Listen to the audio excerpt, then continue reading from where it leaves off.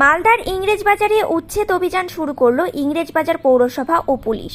শনিবার সকালবেলা মালদার ইংরেজবাজার শহরের রথবাড়ি মোড় ও স্টেশন রোড এলাকায় অভিযান চালায় পুলিশ ও পুরসভা।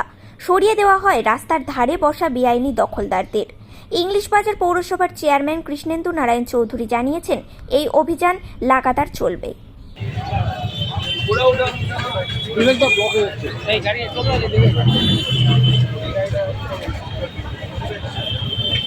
গাড়ির কিছু নেই, বন্ধ করে এটা খুলুন, এখনই খুলুন। আপনাকে আধ ঘন্টা সময় দিলাম, খুলুন। দোকান টোকান কিচ্ছু দেখবেন না, খুলুন। আপনি হাতা ঝুঁকালে হবে না, নামুন ময়দান থেকে নামুন।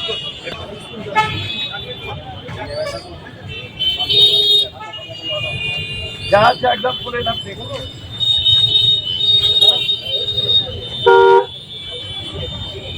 কিচ্ছু হবে না,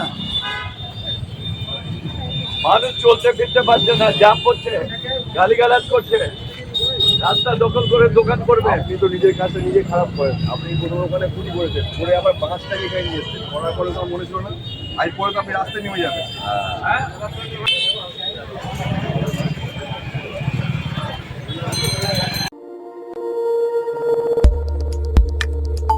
আমাদের সাথে থাকুন এবং দেখতে থাকুন নিউজ প্রাইম টাইমস, আপনাদের সাথে আপনাদের পাশে।